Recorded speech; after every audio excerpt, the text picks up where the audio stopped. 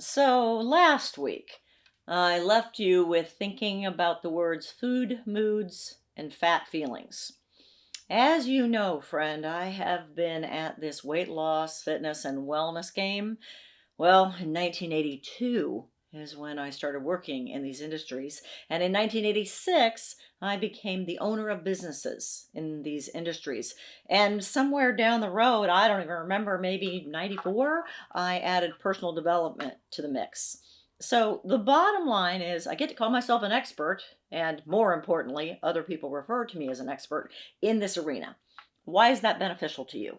Well, it's beneficial to you because it isn't just about the food. I know when we want to lose weight, we're talking about what should I eat, when should I eat it, and gosh, there's so many different varieties and choices that it can be confusing and even overwhelming when you're deciding what plan to follow. Today, I don't want to talk to you about what plan to follow. I want to talk to you about something that will work with any plan you're following. I want to talk to you about something that's putting weight on you that you don't even understand why you're gaining weight. I want to talk to you about something that will take weight off of you almost effortlessly. Food, moods, and fat feelings. Could the feeling of you experiencing anger or anxiety cause you to gain weight? Yes, and it usually does. And I'll tell you why in a second. Uh, could the attitude of being depressed, sad, lonely cause you to gain weight?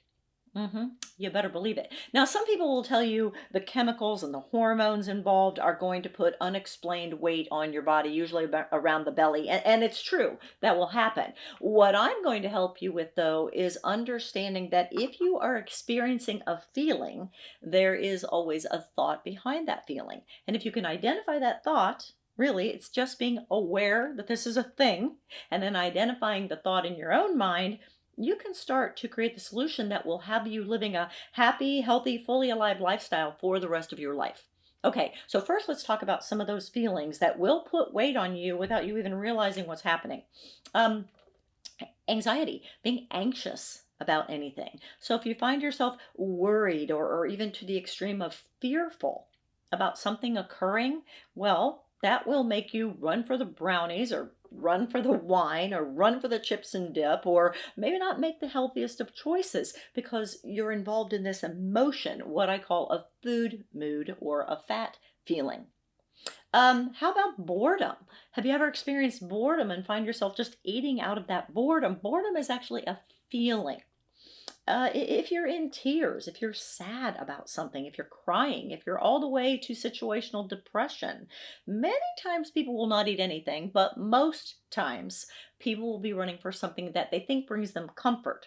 Now, here's the thing, let's tie this to a thought that they think will bring them comfort. I'm going to give you a tool right now, a technique that could be completely life changing for you.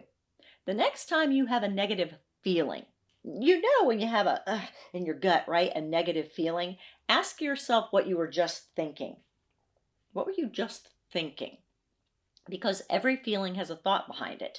And if you will think about what you're thinking, well, with Think Thin coaching, we can teach you how to take that thought and turn it on its side so it becomes a positive thought, so it will produce a positive feeling. Good information, right? Go to thinkthincoaching.com to find out how for free you can learn how to think